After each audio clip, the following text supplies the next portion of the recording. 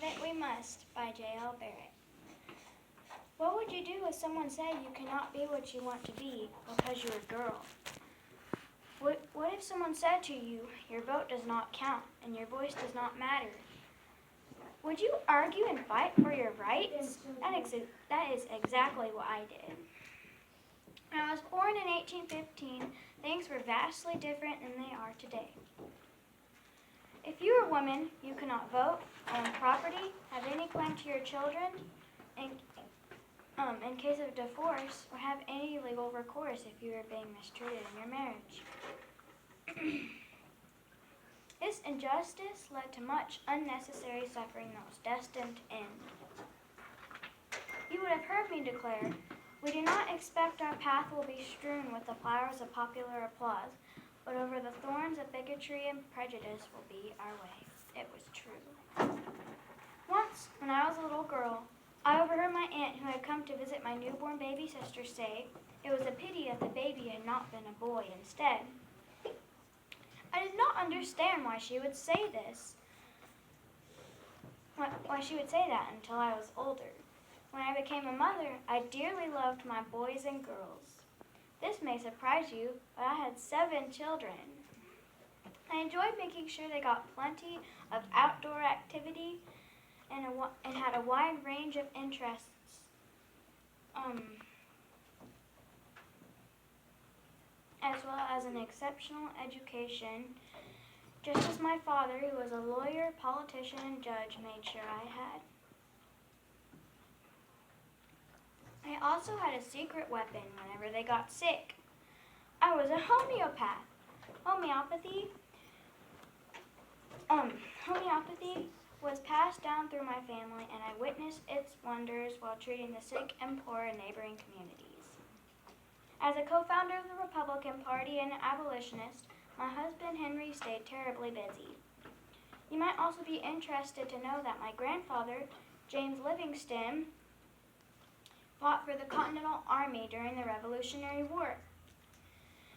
And my cousin, Garrett Smith, was a presidential candidate 3 times and served in Congress as well. So you could say that political involvement ran in my family, and once I understood the reasoning behind my aunt's disappointment, I was determined to change things. One of the greatest causes I had the privilege of championing was the women's suffrage movement. I realized that the only way to change women's lives as they knew them would be to change the laws. And to change the laws, you had to be able to vote. Women could not vote.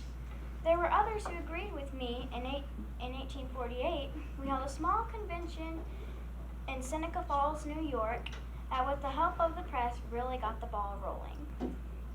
While women were oppressed regarding our rights, we were not the only ones. Slavery was still very prominent, and even those black people who were free could not vote and did not share the same freedoms or rights as other U.S. citizens. I knew this was wrong, so I fought tirelessly and just as hard for them, teaching a Sunday school for African Americans and supporting the cause however I could. I was quite provoked, though, when the 14th Amendment passed, allowing black men to vote, but still excluded women.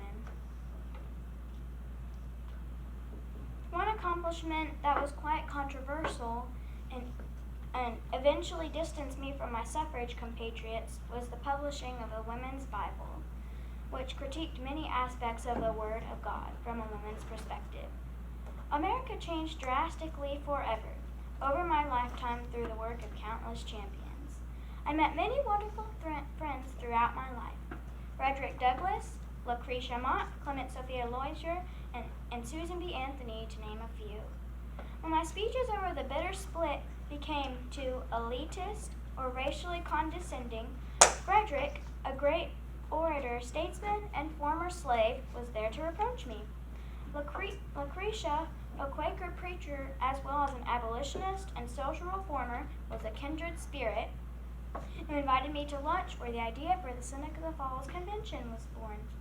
My good friend, Clement Sophia Loisier, had the marvelous idea to open a women's medical college, and in 1863 I was proud to help her obtain the charter to do so. It was the first school of its kind. In 1851, I met Susan, who became a vital partner in all the reform work I was endeavoring to accomplish. She became a part of our family and was like a second mother to my children. We did better work together than we could have ever done alone. The great strides in social reform that took place would not have been possible without these good friends and many others like them. My family's influences and ideas played a major role in the direction my life took. Improving the lives of girls and women everywhere was a worthwhile accomplishment that I enjoyed pursuing diligently. Like-minded friends and co-workers were irreplaceable and crucial to help change the paradigm of American culture. Most significantly, I fought for women's right to vote in order that we could finally have some control over our own lives by shaping the laws that govern us. In 1920, 18 years after my death, on October 26, 1902, at the age of 86, women finally got that right. Remember the slogan I chanted out loud and strong: "Have it we must, use it we will. Who am I?" Mm-hmm.